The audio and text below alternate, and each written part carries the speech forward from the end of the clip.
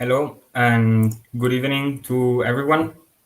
I would like to welcome you to the third talk of Towards Anarchism.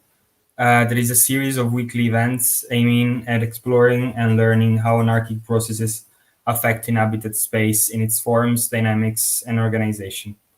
I'm Matteo Fontana, curator of this event that was also made possible thanks to the Student Senate of the University U of Venice. And we are happy to have Felix Madrazo as our guest for today's talk that has the title Anarchism as a Consequence of External Changes. To introduce him in a few words before the presentation, Felix Madrazo is a Mexican-born architect. He holds an architectural degree at Universidad La Salle in Mexico City and a Master of Architecture from the Berlage Institute in Rotterdam. After finishing his master's studies, he wins a fellowship to research informal settlements in Caracas. Then, in 2004, he joins OMA, where he worked as a senior and project architect, working at the same time also in AMO with the role of editor. In 2007, with Arman Akdogan, he opened IND, Inter.National.Design, an international practice of architecture and urbanism. And he's also the co-founder of Supersudaca, a collective of architects from Latin America, mainly doing research on contemporary themes affecting society and territory. Since 2008, he has been a lecturer and researcher at the Y Factory in TU Delft. He has been co-director of studio at Stelka Institute in Moscow, tutor at the Berlage Institute, and guest lecturer at several architecture universities. He has published several articles and has authored with the Web Factory the books City Shocks and Copy Paste.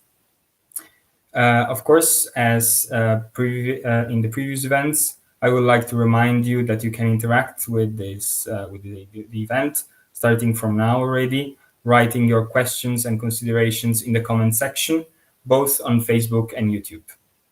And later, of course, we'll pick up some of them to have a conversation on the topic.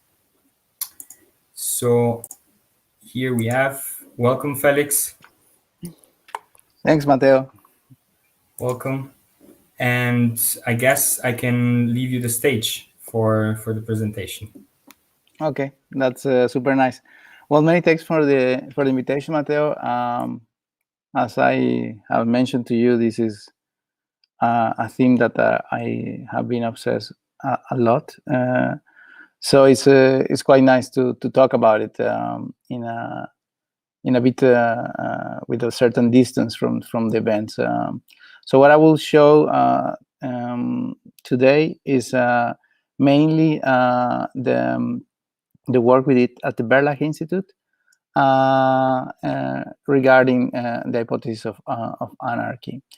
And if we have a bit of time, I can show a bit of a kind of follow-up, but that we can decide later on. What would be nice is that that we have a conversation afterwards, so it's not a kind of rigid. So let's see. Let me see if you can. All right, you see my screen, I suppose. Is that correct, Matteo? Are you still there? Yes. Everything fine. You can see the screen now? Yeah. All right, excellent. So what I would like to start with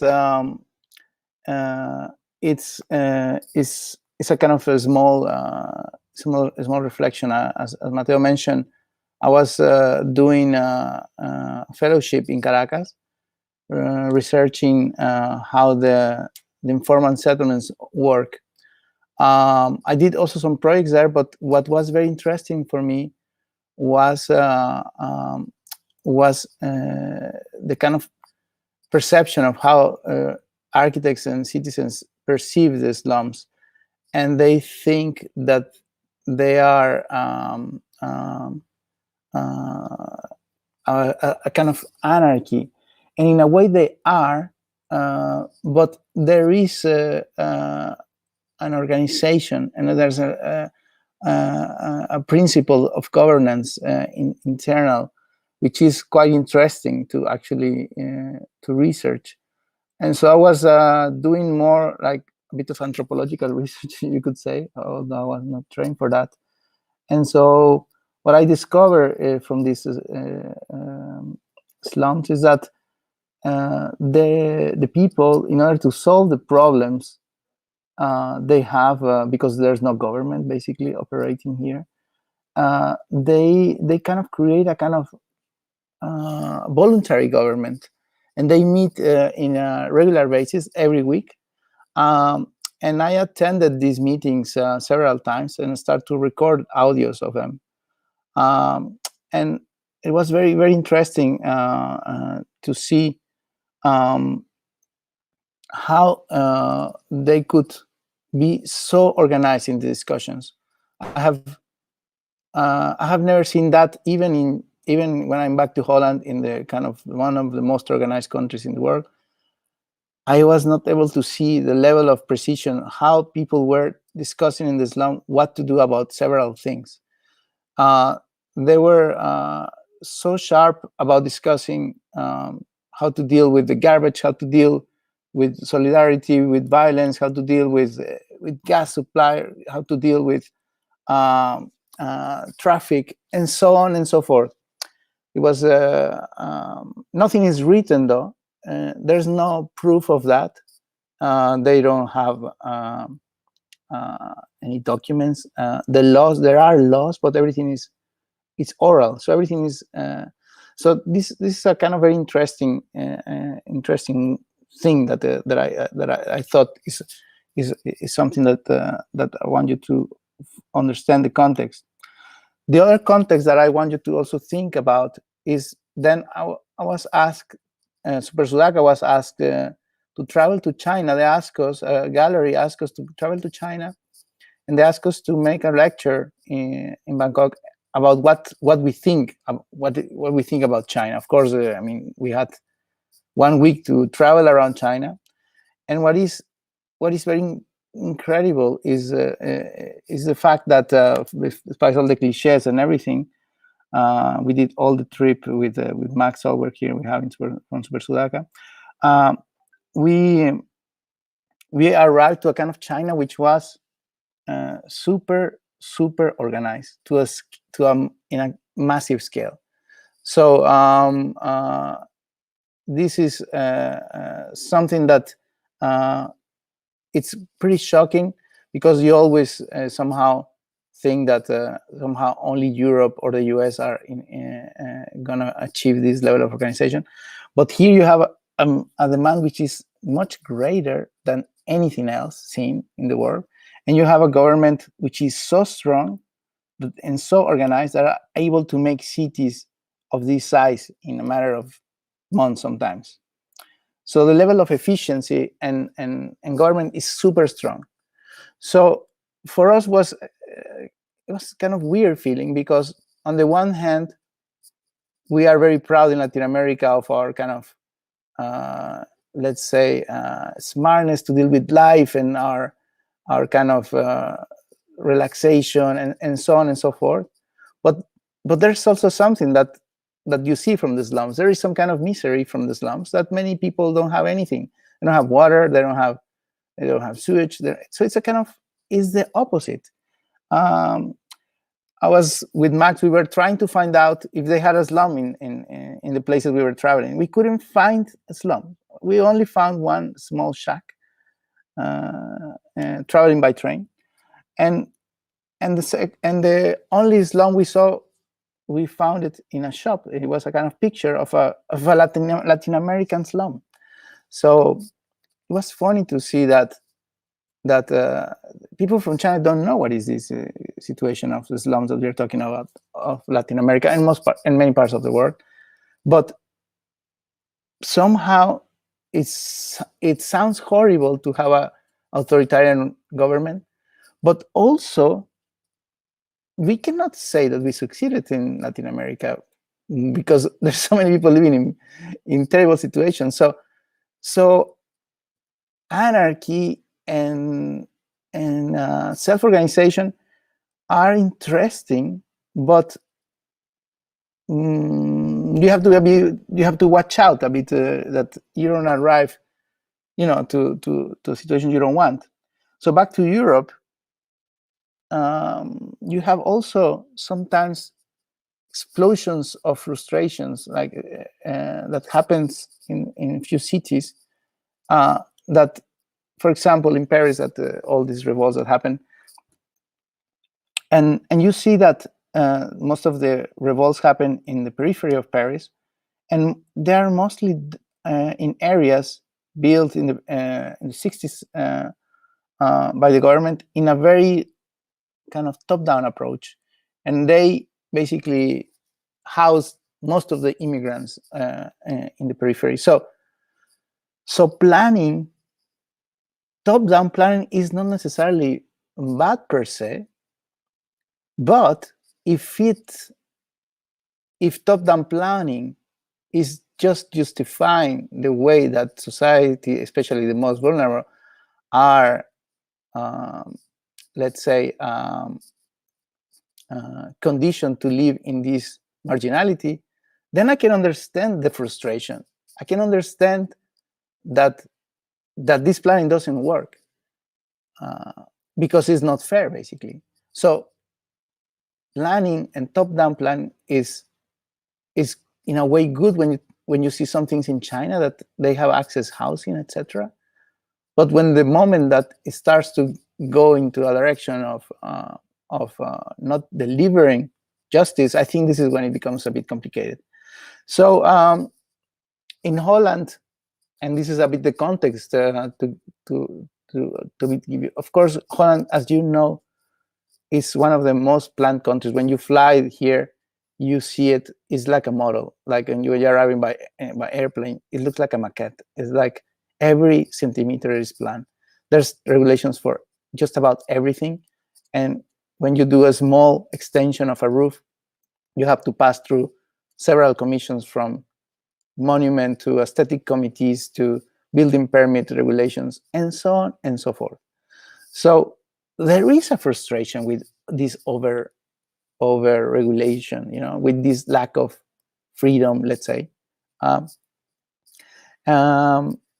I can understand that that in a way Europeans feel like, wow, why cannot we live the way we want? I mean, look at the beautiful houses that are done in Brazil or Mexico or whatever, but no, here in Holland you cannot have that, because there's only very few plots for villas, because the territory is controlled, because there's a top planning, and the planning is necessary in Holland because several things, and from water to environment, etc. So top-down planning needs to be rethought, but it's complicated. That's what I want to say. And there's a case in Oosterwolde now that that I think MVRDB is better equipped to present it, in which there's an experiment to try to see what happens if freedom occurs. So the MVRDB and Vinimas is trying to engineer how anarchy could happen in Holland. But anyway, so of course the studio I'm going to present, I taught the studio with Vinimas and also Jeroen Sargist and Taliana, and it's basically what we are trying to do is we're trying to work with students to not to make a scenario of how we want the future to look like, because that's again top-down planning. We want to exercise another skills to see if we could somehow simulate that future. So so one of the things that adding a bit to the brief of the studio, it was that somehow technology and infrastructure is allowing certain degree of individualization and self-organization, that we could almost live anywhere, that we could, like more and more we could maybe harvest our own energy, and we could Even with the pandemic, we can maybe work from somewhere else, and so on. So there's this individualism is just, it will just keep growing, and we are not anymore the generation from the 60s. No, we are. There's a lot of desire to like we are not in a crisis time anymore, or environmentally, yes, but in terms of money, Europeans, they think, okay, now I want to be free, And on the other hand, there is some distrust about big organizations and government and corruption, etc., big business. So suddenly, small becomes beautiful, and bigness becomes wrong, So so the less rules become the political priority, but mainly this happens from the right-wing political parties. If you look at what Trump is proposing, and so on, it's actually deregulation. It's kind of anarchy, but it's a kind of anarchy in which it's just at the end at protecting the big businesses. So it's not necessarily really about the small individual guy who is going to be free. So it's an interesting thing to reflect on this.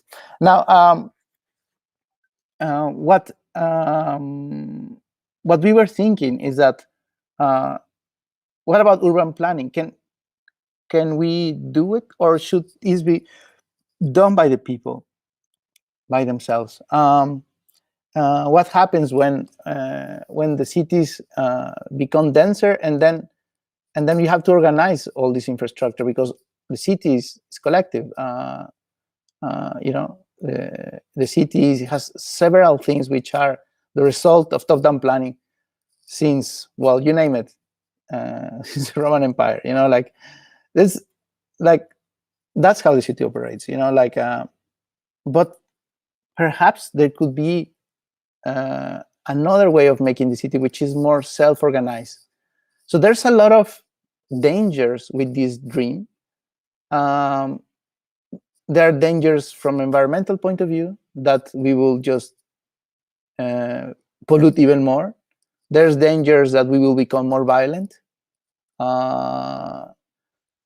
We discussed this when we did the studio. We interviewed a philosopher, Living the Cowter, and he was completely skeptical of anarchy. He was saying that if anarchy occurs, if the state will collapse, everybody will arrive with an AK-47 and start to shoot each other. So, okay, so we thought, okay, the studio should also think about this. If there is no state, you cannot be so naive. Things are gonna go perhaps a bit wrong. So that's a bit the challenge of the studios, that the students have to understand how humans might react to this situation. We try to make it in a parametric way. I will show you a bit. So we try to do it, the simulation, in two ways. On the one hand, calculating things. If you cannot measure things, you cannot really plan anything or have any speculation about it. So we try to measure many things. On the other hand, we try to search for case studies who can help us to see how humans will react in such situations. So these are some of the topics that are in the brief. So freedom, justice, collectivity, fluidity, decentralization, no ownership, ecology, no state, spontaneity. We did some kind of course, some desk work, you can say, trying to understand the different thinkers from the point of view of politics to environment and so on and so forth. So how these thinkers have always distrusted the government, or and so this was good as part of the research. Another thing that is very interesting to see is that it seems that democracy has been forever, but no, actually democracy is kind of pretty recent, except, of course, there's the Greek exception, like a long time ago. But in general, I mean, democracy is pretty much in average 50, 70 years. And this is mostly European countries in this table. So if you really look around the world, probably this table is mostly authoritarian, like so. So it's anarchy. It's has very little chances, like to appear. There has only been moments in which this has occurred, and this is when there's some kind of failure of the state. And then when there's a failure of the state, you have, of course, military rule or martial law, which is even worse. But sometimes that can collapse as well. And this is the moment that you could see that other ways of organization occur. So, so the studio wants to understand how this sequence from democracy to military martial law to anarchy could lead to things. And it could be, of course, this moment could result from the frustration, the collective frustration of how things are run, no? Like as you saw in Paris, or you saw in Madrid or New York or whatever, like, so there is a possibility that if the frustration is so big that this could collapse, and many people don't believe in democracy anymore, so they say, okay, let's just abandon all kinds of systems. So it's of course super fiction, but that's a bit the idea. And this, well, it just traces the different coups and the revolutions and general strikes and anarchist events. So so you can see a bit the correlation. And one of the things that for us is also important is that there's institutions, there's society, there's technology. All of these things contribute to different kind of possibilities for communication and for cooperation. So just to be a bit on the same page, anarchism for us is a political theory that holds that all government authority to be unnecessary, undesirable, and advocates a society based on voluntary cooperation of individuals and groups. And then according to Carl Schmitt, the state is the holder of the monopoly of political decision making. And this is very interesting because there are many historians that say that the origin of the government occurred in China by the mafias. So the mafias, by protecting people, they became government eventually. So violence and authority, of course, are super close to each other. So this is a kind of one of the things which are quite interesting. And you see it now in Caracas, because now Caracas is also in all the slums that I show you, since there's a big crisis there for a few years. Now the gangs are really taking over. So you don't really have this, what I showed you before, the gangs are taking over of the government. So autonomy is the power of or right of self-government, and then the capacity to hold ourselves to normative principles. Okay, let's just go on into here. So for some people, in a very pejorative way, they think that anarchy is the equivalent of the war against all, like, so there's the hypothesis that if there's no government, we will all kill each other. I don't believe in that, actually. But yes, there will be some violence, but I think we can also study that not solidarity and good behavior are, like, we are not necessarily bound to that. Sometimes violence, like in the US, you have a lot of violence, and it's mostly coming out of the frustration from people and from the inequality. So our role is different than the planners who predict how the future should look, but rather how to predict the future. So that's a bit what we're trying to do. Is what we will show you is not an utopia. It's just we're trying to help to see how we can simulate things. So it's just probabilities. So we are clear. And then just small jokes about students were talking about this. Freedom, where there's no law, there is no freedom. And then Peter Kropotkin will say, no, where there is authority, there's no freedom. And then Sigmund Freud, most people do not really want freedom because freedom involves responsibility, and most people are frightened of responsibility. So that is kind of maybe interesting to see as a kind of hypothesis. It kind of makes sense.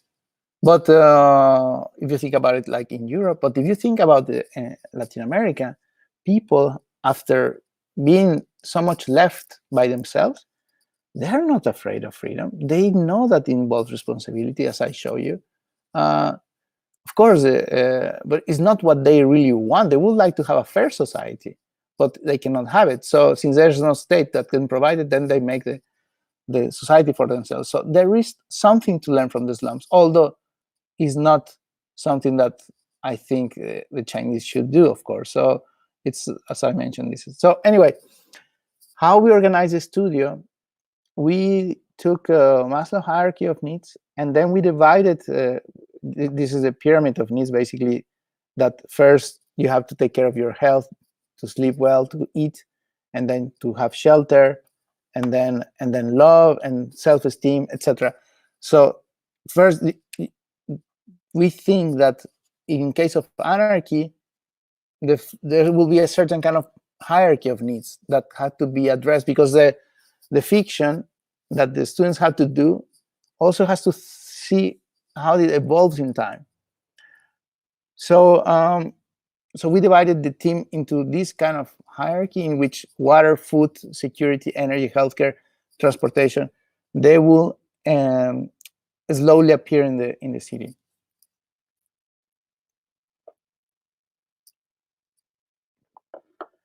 So the following narratives are data-based fictions and take it as a universal condition. Suddenly every form of sovereignty, state government, republic, or federation are dismantled. And this is all over the world. Of course, we're only gonna focus on Paris. And as public institutions and subsidized industries of fundamental means of production stop functioning, people struggle to provide themselves entirely and adapt to the new circumstances without having anarchy as their own project. It just happens. It's not that anarchy was promoted by a certain people or leaders, like it's just an explosion of anger or frustration that leads to this new situation. And as I mentioned before, the students were asked to divide in teams and then work on all the different aspects of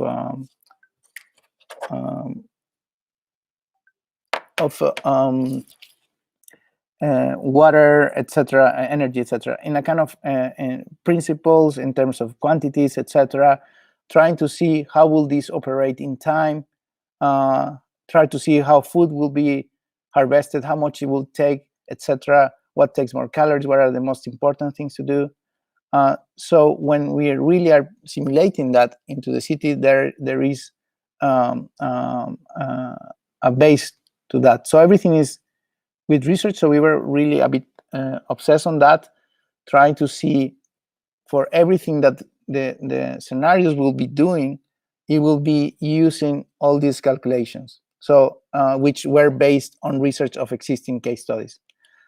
And these are some of the case studies that we were checking how certain cities, which were sometimes self-organized, operate. So this is a bit the script of the film that follows a kind of timeline, and then all the teams have to create this timeline together, and then you will see that there's a water topic, there's a food topic, energy topic, security topic, healthcare, and you're starting to unfold slowly how the daily life occurs in this anarchic situation. And all of these points are, all these R06, R07, etc., are, let's say, results of the research of real case situations. So if there was a chaos in Paris when, for example, when Chirac had to declare martial law, then we take that as this history as a way to see how this fiction will operate. And the same for water, and the same for settlements and for violence, etc. So we are trying to see how humans will behave based on real situations, because sometimes people cooperate and are very solidarian, and sometimes not. So you really have to be kind of very precise. And of course, you cannot predict everything very well, but it helps us to follow kind of a certain logic of both data and case studies. And it talks about all the topics that I mentioned. So when you see this later in the video, these little numbers, all of that script had to be later visualized physically. So what are the roads? What are the what is happening in terms of transport violence, trying to get water, etc. And you see how complicated it is in the first days. And everybody, of course, we are too young, including myself, to know what happens during a wartime. But in a wartime, if there is a siege, for example, you will in 2 months you will be in a horrible situation of hunger. Like that's why, for example, in Russia, like when the Germans surrounded the city in Stalingrad, like people were only given 250 grams per day to eat, and many people die, of course. So food is critical, and people will immediately try to collect food for themselves, and then water as well. So of course, water and all of these things are centrally planned. When all of this government collapses, of course you can have mafia for water, but then if in an anarchic way, how will this be organized in a way that people can survive? So all these topics are addressed by the students in terms of electricity, in terms of water, etc. In terms of law, how security will be dealt with, and it certainly becomes a little bit similar to what is happening in Caracas nowadays, in which a bit the gangs are quickly marking a territory and making some kind of a small assembly and controlling the government from security point of view. There's healthcare as well, and there's the all these aspects of trying to be more self-reliable. So these are the references, as I mentioned, for the script. And now I will ask Mateo to show you the video of Paris, so you can take a look. And I think after that we can have a chat about what you think about it. Yeah, I'm curious of your thoughts about it, and because I don't know, Mateo, I think it's already a bit too late to show the other project that we were discussing.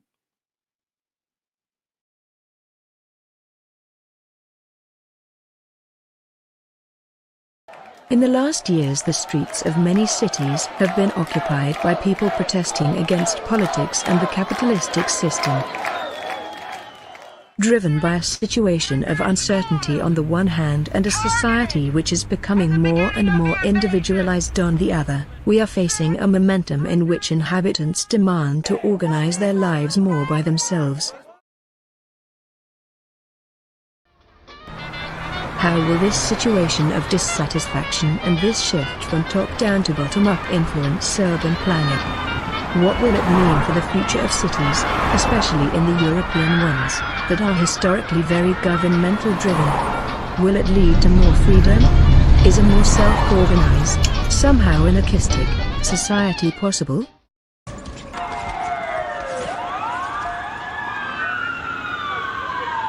Shock effect of the government meltdown unleashes a general paranoia. People urge to stop goods. Looting takes place. Due its relative autonomy, army attempts to control the city by implementing state of emergency rules. Due to the general feeling of insecurity, individuals react immediately, blocking their property windows and securing their goods. Some people start migrating to the city outskirts, taking everything they can. First, occasional blackouts occur and internet service starts to fail. General riots arise, together with people attacking stores and private properties, which leads to hundreds of casualties. Exodus accelerates.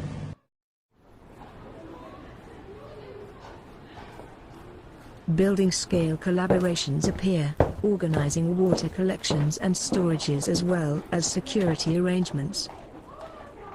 Practicality becomes the main performance measure, and changing use of the spaces takes place. Lower floors are mostly abandoned due to safety reasons. Fissures in organization and provisions inside the army begin. Food crisis strengthens the tendency of leaving the city to be closer to the means of production.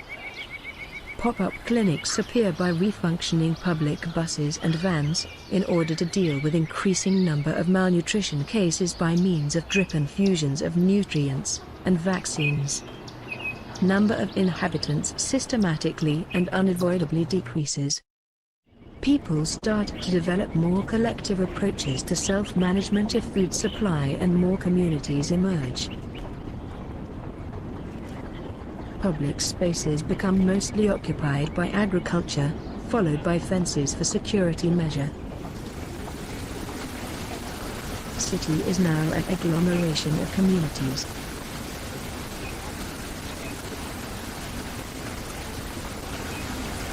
Individual attempts for collecting rainwater and producing energy start to appear. People move to the upper levels for sunlight and security. Knowledge becomes a key competence. In order to share knowledge, workshops emerge naturally within the communities. People start to develop technical solutions for several issues. Workshops become a major breakthrough. They transform into systematic platforms of knowledge in production. Communities develop production lines implementing more efficient water purification systems, hydroponics and energy devices. The spread of knowledge leads to several fields of specialization. The city witnesses a proliferation of new technical solutions, which consolidates a base for further specialization in some of the fields. Some communities fail to organize production, causing thefts and conflicts between people.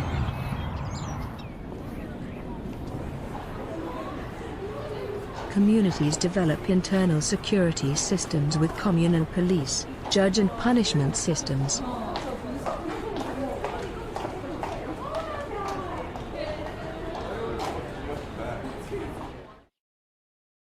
Life is mostly localized.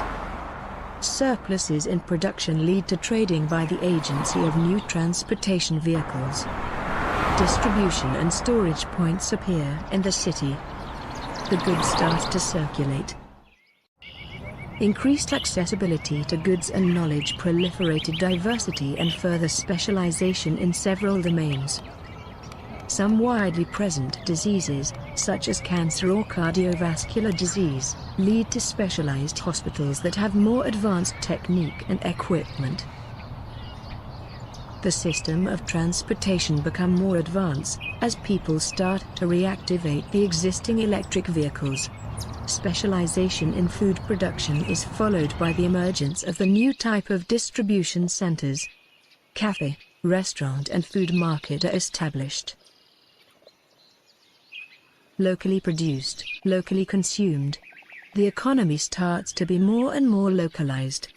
Larger collaborations lead to larger infrastructures appearance in the city, aiming towards effectiveness in production. Economies of scale at work. The storage and treatment of water is placed in new nucleuses near housing and incorporating advanced forms of hydroponics. Intercommunal judgment systems are established to solve conflicts between communities. Spontaneous practicality leads people to reinterpret and reuse whatever they have around, mostly cultural archetypes. A new and fresh look to the city ended decontextualizing the meaning attached to the objects constituting it. Nothing is sacred anymore. The city is reproduced, first mentally, then physically. This painful recreation exposes all the human impediments that effectively stand in the way of progress. Detached from all its baggage, the city and its conventional assemblage is transformed spontaneously and drastically. New states of existence become possible in the city and in life at large.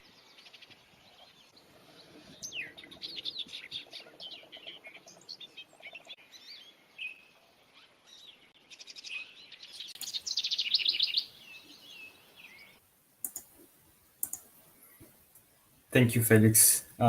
Yes, it was really explanatory. Also, the presentation before to have like a new interpretation of the video that I already watched. It helped. Yes, it helped definitely. Also because, especially when you said if you cannot measure, you cannot plan, you cannot design. No, Yeah. it really highlights that it's not just a story that was made up in this design studio, but it was like a really conscious research. A lot of research took place and a lot of discussions actually in between the students. They will stay to discuss for hours what will occur, because some of them, there were like 3 or 4 of them that were almost against the studio brief directly.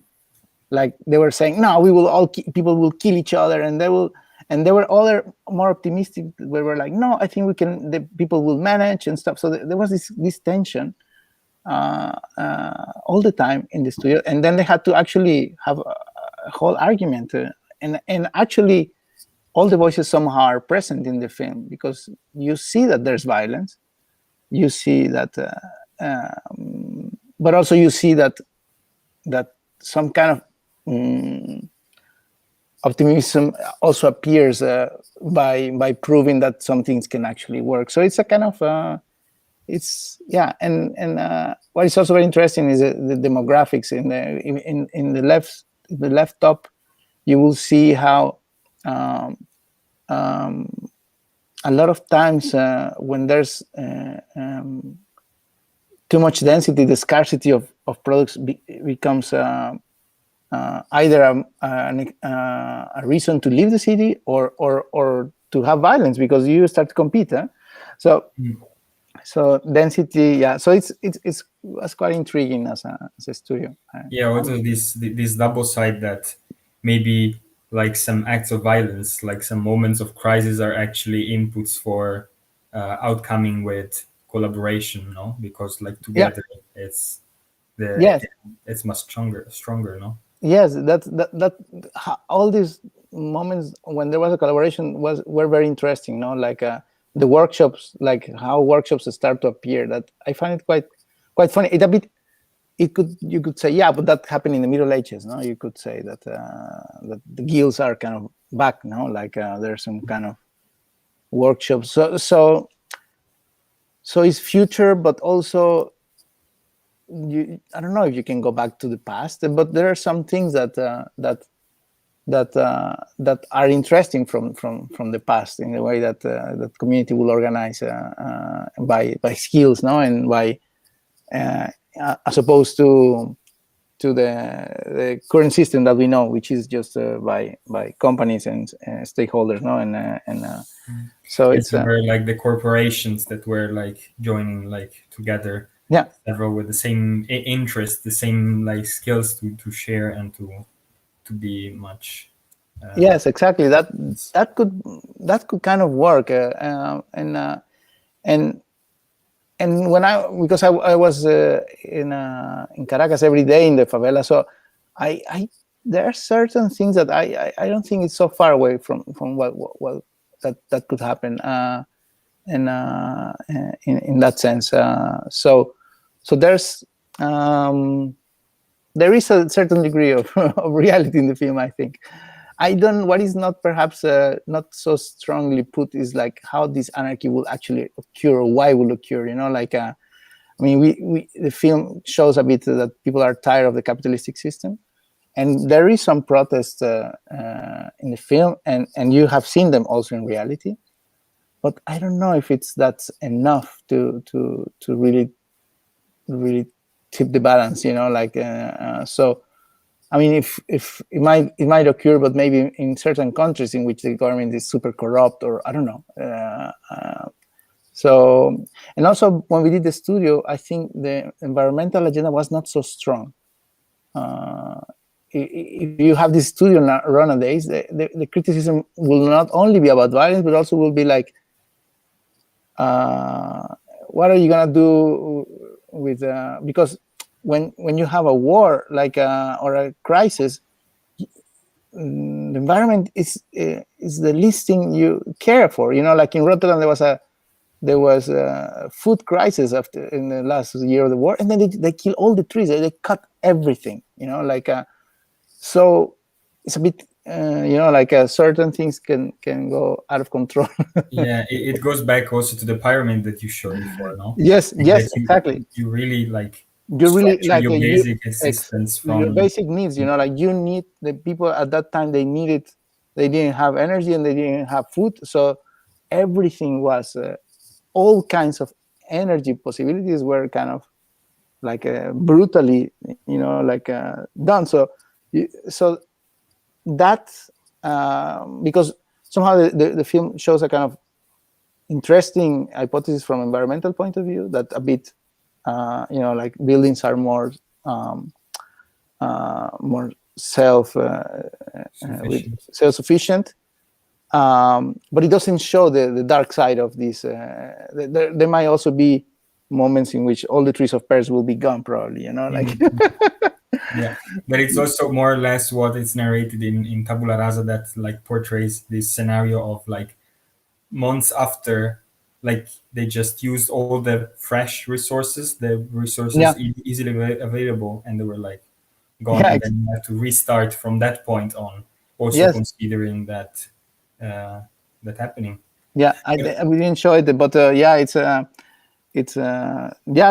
was also very interesting there, because the film, the Tabula Rasa, which we didn't show because I thought it's too long. As people from Paris because people with the violence, many people start to leave, no, like happens in Caracas, no, so you can imagine, okay, so how this new city will be done, and why, etc. So it's intriguing as a kind of like how this will be done in a kind of and I think that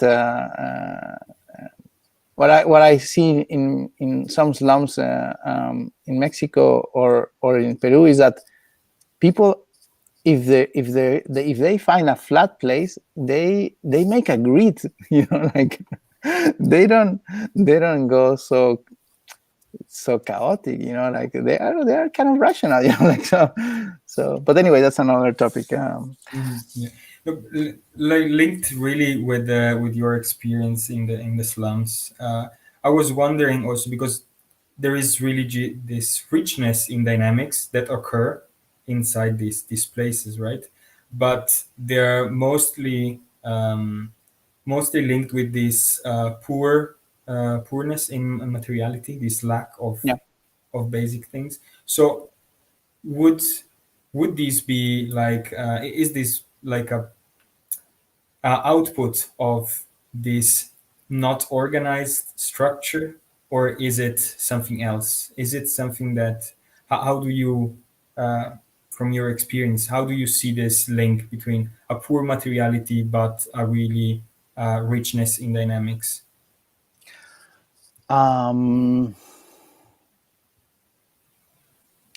It has to do a lot with the capacity of the financial capacity of the favela inhabitants. So they don't have a lot of equipment that you could build big stuff. So and they have to kind of collect that material slowly, almost one by one, like pieces, and so it relies a lot on the kind of the waste of the city, like what is kind of discarded, and they are going to find a way to make that happen. So it's there is some poor aspects of that. it's sometimes very the materiality could be quite monotonous, and the structural system could be quite monotonous as well. But the richness could be quite interesting from a spatial point of view, like because with these few rules, like they know, because they don't have a structural engineer, but they know that a beam can span 4 meters if you make it like this by this, and a column, if I put it every 4 meters, okay. And then with this kind of regulation in their head, they build like almost everything. And then some parts of Caracas, like the buildings are 8 floors, like they just go high rise with these 3-4 rules. So it could lead to certain, even though material wise is kind of very, very basic, it could lead to certain richness on space. So I think it's not that bad, that aspect. But yeah, it's something that like also recurred in the video and in the explanation. It's really like linked by this pragmatism in how you still live, and you have to live, and how you have to like coexist with the others, right? Yeah, it's very I find it incredibly solidarian inside the favela. I was reading recently a paper about that says that actually the poorer you are, the poorer the country is, the least likely you have somebody to call in case you are in trouble.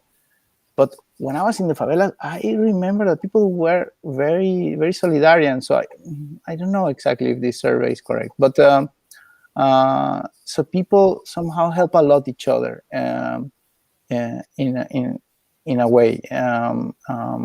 They respect somehow each other as well in a way. So it's a there is certain kind of, but what I think the main problem of these places at the end is it is of course neglect from the government, that no matter if you have left wing or right wing, mostly these guys will be abandoned by everybody. And the other thing is that I really saw was that that you could have very different stories of the slums, like the slums which were close to the traffic nodes or to the sources of work or job. They will somehow take off, like they will start to generate money and have an extra room and rent it, etc. And while some slums were like they were not able to escape the poverty trap. So there was not like one formula, but yeah, there were many things which were very solidarian. From even they were trying to fight. That was kind of funny. They were trying to fight inflation, or let's say inflation. Like if somebody will raise the price of milk in one shop, they will really protest, like and then so they really had this idea that they could kind of control the economy if they will organize. Of course, it's impossible, but but yeah, it's quite interesting to see the you should go there. Definitely. We have a question by Giovanni Zanin. So good afternoon. Thank you so much for the lecture. I will write a couple of questions, doubts.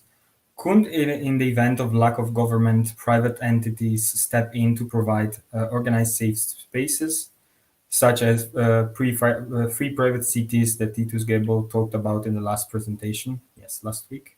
Could large private corporations intervene by offering services typically guaranteed by the state, such as security and justice? I'm thinking of giants like Apple, Microsoft, Google.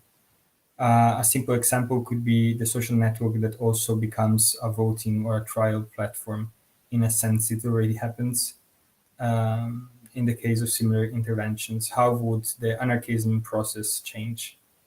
It's a very, very good question, Giovanni, because I think that it's a very likely scenario that when governments collapse, there's some big corporations are gonna see certain kind of opportunity. But what we thought was that that people are actually protesting against this.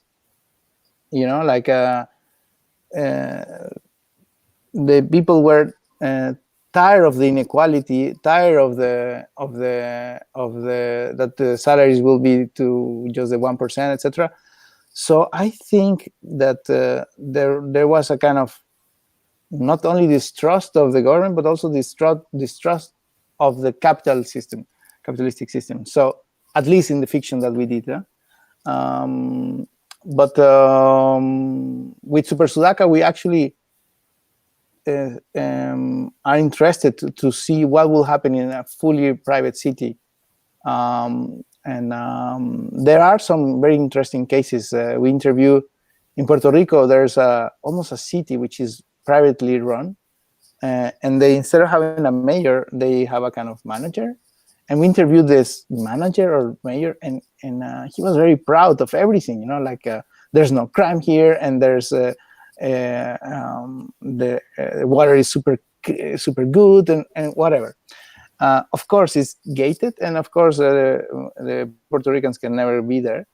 But it is something that that could very well happen if the countries fail to deliver. So already, I think I read it last week that in Atlanta there is a community who wants to become independent from the state because they say the state cannot provide security for them. So they really want to say, we want to be living on our own, you know, like and probably with private security and everything. So yeah, it might be a hybrid mode, a kind of that certain parts maybe could be, as sometimes are run by gangs, could also be run by certain corporations. I don't know if it will be the same giants of Google, etc., but could be the ones that are in the most need. For example, water. No, like if the water source is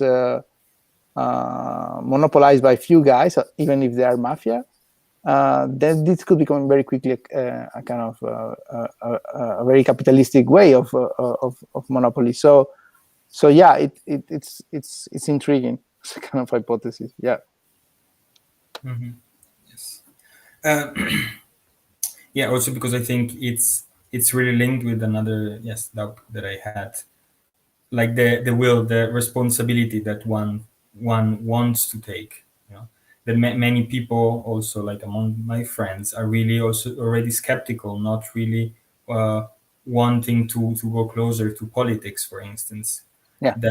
Then it's also this question: would an anarchic society be run by everybody, or would it be run by like the most active members of the communities? This is what I saw in the slums of Venezuela, that the community is run by the most active members, and the younger, the brightest, and the most energetic, those were there. There's the gangs who also control the territory, but as I saw, it was mostly these super energetic people, which were like super good in organizing and doing everything. With I don't know with what money, or that part, it was, yeah.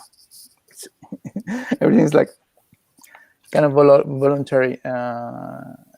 Yeah, and we are so not used to it. You know, we live in Europe. Everything somehow works. You know, like like everything's automatic. You know. Mm-hmm. Mm-hmm. Yes, it's not that we have to put our own to run. No, yes. No, exactly. So, but yeah, that for them, they know that every little thing, it's a big effort. You know. So yeah, that's what I was saying, that to advocate for anarchy or for self-organization, etc., it's, you know, like you have to be a bit, you have to take it a bit carefully, because in most of these places is the most vulnerable end up in that situation, like so it is kind of very egalitarian in the slums in that sense. That there's not, but most of them, yeah, it's quite fragile. So I don't know if it's so idealistic. That's what I want to say. Yeah. We have another question. Do you think men still need somehow 10 commandments to be able to live together, or in other words, a minimum of rules? Are men so wise to be managed without rules, to be like together? And the video does not show an optimistic view. Or is like, as you said before, this halfway. It's kind of yeah. The video is a kind of halfway. There is a very interesting historian now who okay, in the 70s there was this this very important book that was basically saying that if 4 kids in their 14s, 15s will be lost in the sea and find an island, what will they do? And the story was like, well, in the beginning they live together nicely, but then they start to fight and they kill each other at the end. Okay, that was fiction. And then the historian started to find out if a similar case happened, and he found out that actually in Australia something exactly like that happened. So 4 kids were they stole a boat from the trainer or something, and then they were lost in the sea, and then they end up in an island, and they stay there for 3 years, and then finally they found them. And what happened is that no, they didn't kill each other. They cooperated. They tended the fire, make sure that the fire is always on.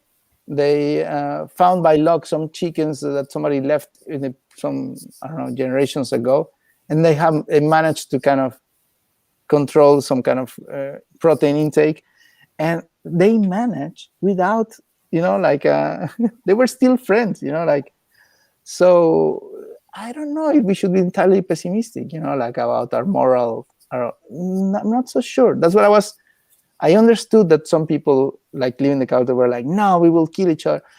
But I'm not so sure, yes, there will always be someone who will be the selfish gene, as Dawkins will say, who only will procure for himself. Yeah, there will always be that person, but many times there is another kind of aspect that we actually probably have more chances of surviving if we actually collaborate. And you could say it's also selfish, but it's just not the cartoon selfish that you imagine. Like it's on your own interest. Yes, well, let's cooperate. If we all cooperate, perhaps we're gonna be better all together. So that's kind of maximizing the effort to get the most out of the effort. Yes, exactly. So I agree with scientists that says that we are like selfish survival machines. But yeah, sometimes this altruism is actually it has a meaning at the end. It has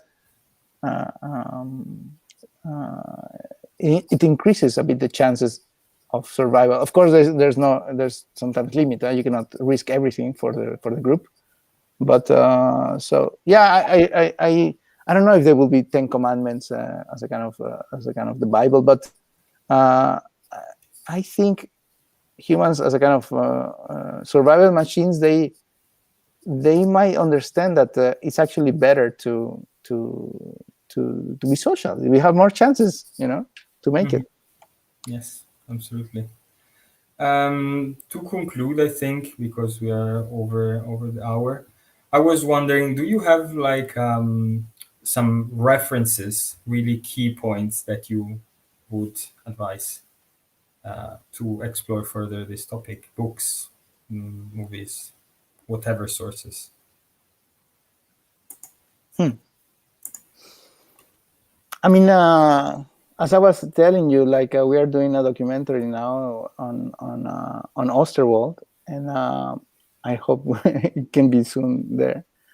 That is a very interesting case because Oosterwolde is trying to engineer anarchy, and at the same time, it's not a perfect story. There's a lot of failures of what can go wrong. There's this movie that you guys can see on YouTube probably, or maybe rent it, I don't know, which is Torre David from the Urban Think Tank, and I think Ivan Van, I think won the Venice Biennale some years ago. I think it is interesting because it also shows how a kind of a structure, such a high-rise, could be squatted and create some kind of certain kind of logics of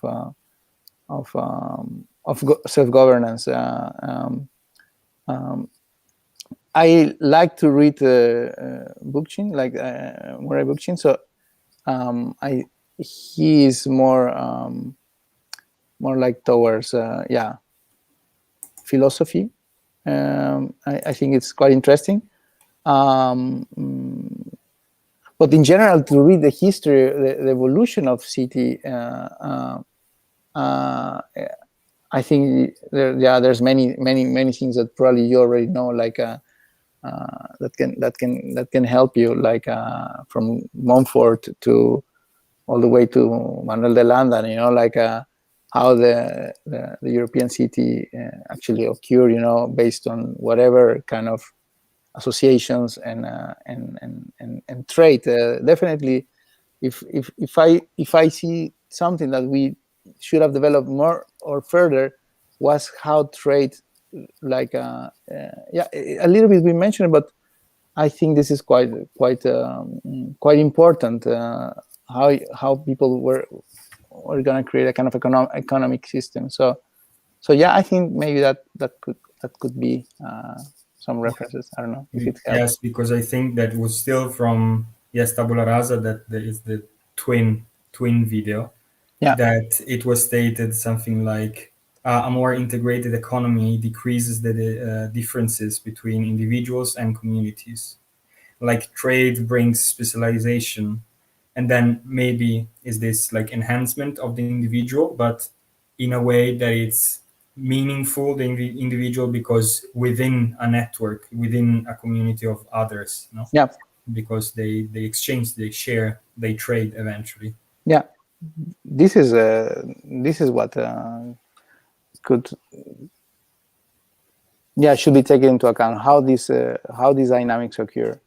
And I think it's good to I think you have to understand that as an urbanist, you have to understand from agriculture to history to sociology to many things, at least some basics, to kind of have an idea of what could happen. Like sometimes architecture, it could become, it's more easy, in my opinion, as a formal exercise of certain things. But urbanism is, you really have to go out of the box. You really have to read environmentalists, you have to read, biodiversity, whatever. There's so many topics that are important to understand, and for all of them, anarchy, you really have to think how that works. How will food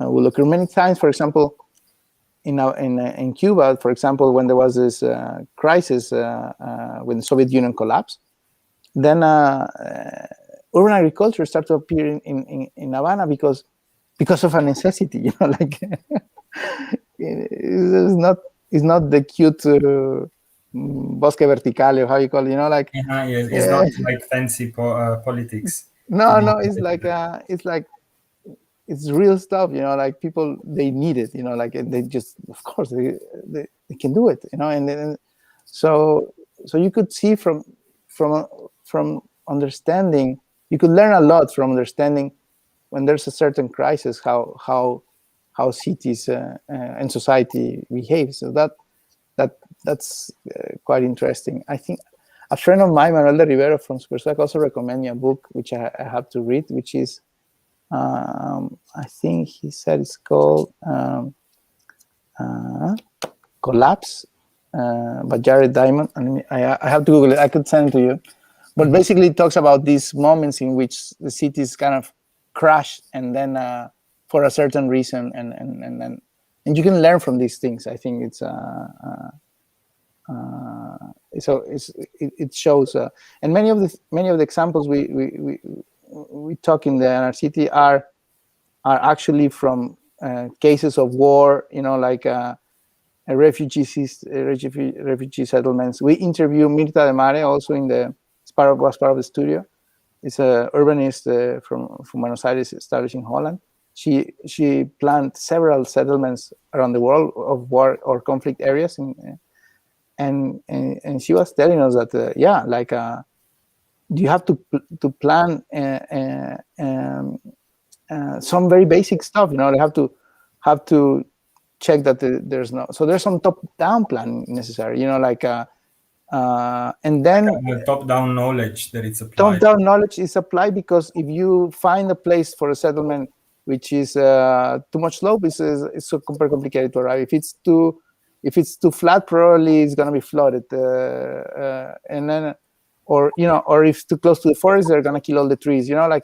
So. But then she said, then you have to really plan that you have to put toilets for women and men, because all the women get raped in this settlement and this emergency settlement, because so there has to be police guard, and so there's full anarchy. Yeah, it could also be complicated even in this situation. So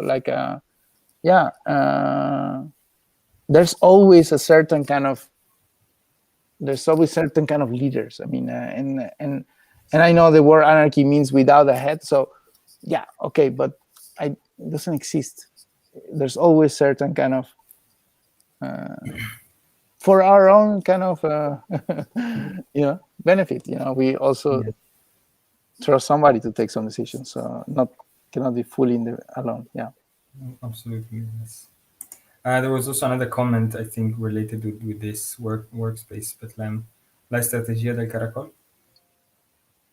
Yeah, la estrategia del caracol.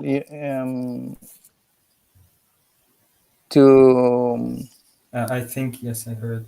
Maybe you explain a bit more what you mean. Yeah, maybe. Yes, we wait for your comment.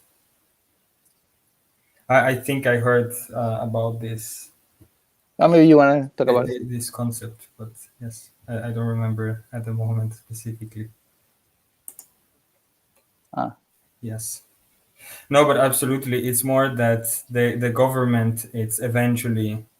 Okay, we have just a recommendation for this movie. Okay. I never heard of that movie. Okay. Yes, we'll send the link in the chat. Yeah, please.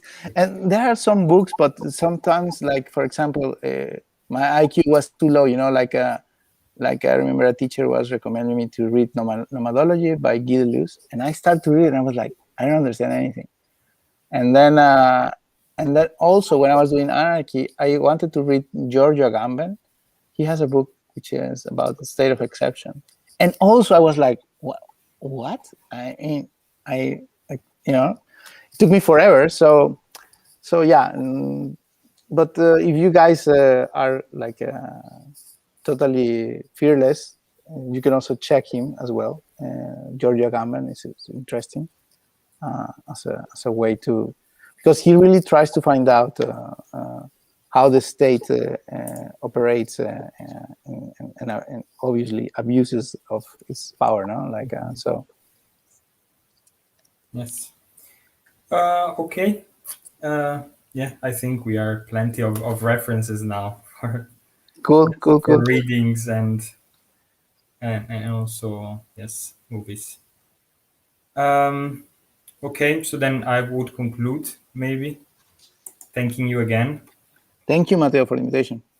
For the audience, I also remind that next week, that is Thursday, June 10, at 6:30, as usual, as today, we'll have the last talk of the cycle of the events that is under the title Anarchism as a Decentralized Urban Planning.